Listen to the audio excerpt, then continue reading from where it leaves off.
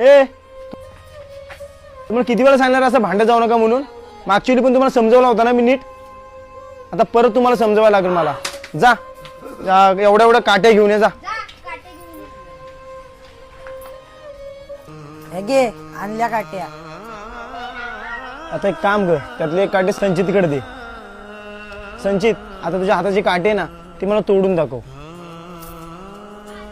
बघितलंस, ह्याच्यावर तुम्ही काय शिकलात? आम्हाला काही समजलंच नाही.